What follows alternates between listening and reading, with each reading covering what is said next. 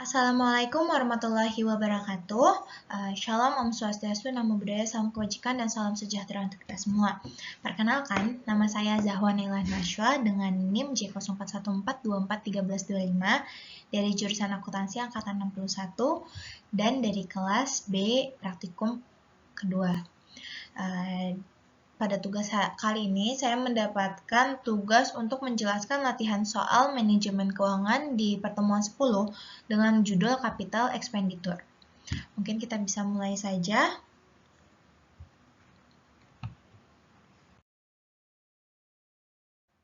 Nah, soalnya cuma ada satu, bisa kita baca dulu. PTBS sedang mempertimbangkan suatu lini produk baru untuk melengkapi lini produknya yang sudah ada. Nah, di sini tuh dikasih tahu, diperkirakan bahwa lini produk tersebut akan memerlukan investasi kas sebesar 700 juta pada waktu 0 atau awal proyek, lalu 1 miliar pada tahun pertama. Nah, ini berarti kita bisa masuk, bisa kita kategorikan kas keluar ya, atau KK, kas keluar.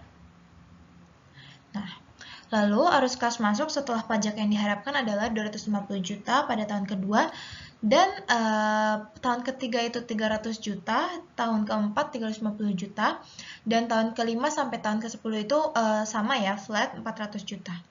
Meskipun lini produk ini mungkin masih layak dijalankan setelah tahun ke-10, perusahaan memiliki untuk bersikap konservatif dan menghentikan semua perhitungan hanya sampai tahun tersebut. Berarti kita berhenti sampai di tahun ke-10. Nah, berarti kas masuknya itu kita mulainya dari tahun kedua ya, yang 250 juta. Jadi sebelumnya ini adalah kas keluar. Nah, pertanyaan di sini ada 4. Itu ada jika tingkat pengembalian yang disyaratkan atau required rate of return-nya itu 15%, berapakah nilai kini bersih atau biasa kita sebutnya net present value dari proyek ini? Apakah proyek tersebut ini layak diterima atau tidak? Lalu yang kedua itu adalah berapakah tingkat pengembalian internal atau internal rate of return, tapi aku nyebutnya IRR dalam proyek ini. Terus yang ketiga ini tuh masih bersangkutan sama nomor kedua. Sebenarnya tuh di sini adalah berapa hasil jika tingkat pengembalian yang disyaratkan adalah 10%. Jadi ini tuh mencari NPV 2 di rumus internal rate of return. Nanti kita akan jelaskan selanjutnya. Terus yang keempat itu berapa periode pengembalian modal payback period dari proyek ini. Berarti pengembalian modal ya, berarti kayak di tahun keberapa modal itu balik menjadi 0 gitu. Terus ada soal tambahan itu ada di slide terakhir, nanti kita akan bahas bersama-sama. Maaf, tadi ada kendala jaringan. DF ini sebelumnya saya jelaskan dulu, DF ini adalah discount factor ya. Ini discount factor dengan nyari rumusnya itu adalah 1/1 plus I pangkat N.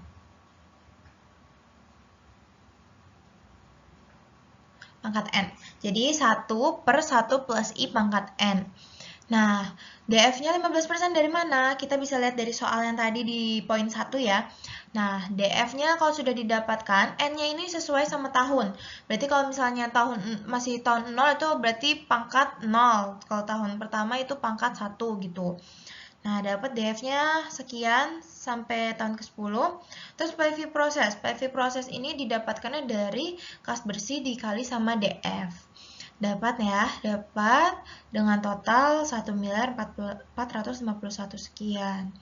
Nah, kita langsung masuk. Berarti PV prosesnya udah diketahui ya. 1.451.920. Nah, terus investasinya dapat dari mana? 1.569. Investasi 1.569 ini didapatkannya dari kas keluar. Kan kas keluar itu digunakan untuk investasi. Berarti ini 700 ditambah 469. Dapat 1.569. Baru mendapatkan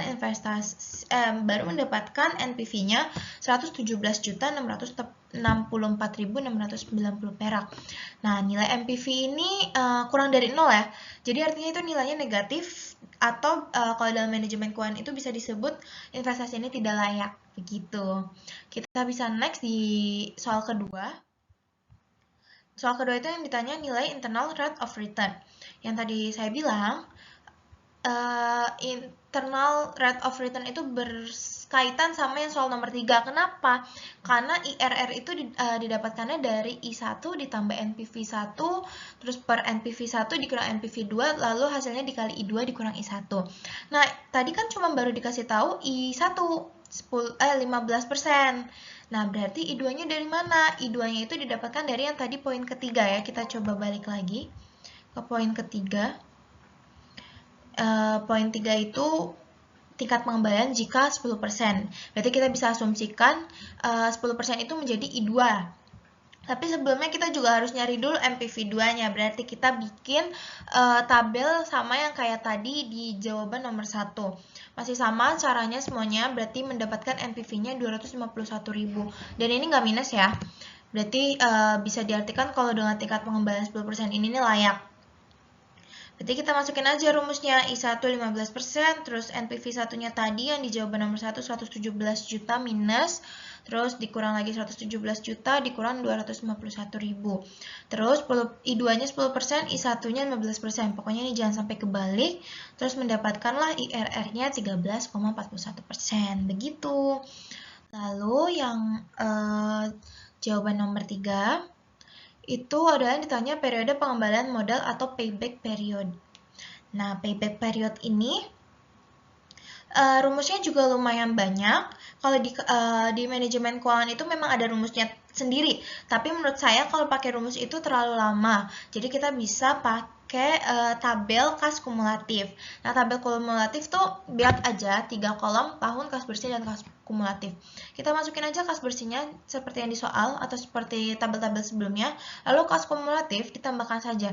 Berarti di tahun pertama cuma masih ada 700 juta, terus ditambah sama 1 miliar, terus jadi 1.700.000.000, terus berharap kas masuknya 250, berarti ini minus ditambah positif tetap minus ya. Sampai akhirnya di periode ke-6 atau di tahun ke-6 itu mereka nilainya 0. Kalau nilainya 0, ini berarti tahun ke-6 ini adalah tahun di mana perusahaan mereka itu adanya pengembalian modal atau balik modal ya. Balik modal itu berarti kan modalnya udah balik semua jadi 0 gitu.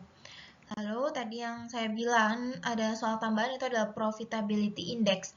Nah, profitability index ini juga rumusnya mudah. Itu tinggal kita ingat aja PV proses dibagi sama investasi awal. PV proses mana yang dipakai? PV proses yang dipakai itu adalah PV proses yang memakai tingkat bunga 15%.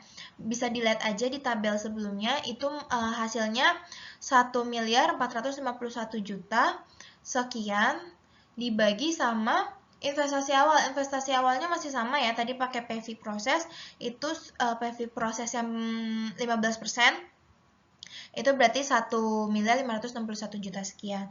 Dapat 0,93. Terus maksudnya 0,93 itu apa sih? Cara bacanya itu apa 0,93 itu? Nah, sebelumnya berarti 0,93 ini kan kurang dari 1. Berarti artinya setiap kita menginvestasikan 1 rupiah, nih kita menginvestasikan 1 rupiah. Berarti di tahun pas pengembalian itu kita cuma mendapatkan 0,93 rupiah.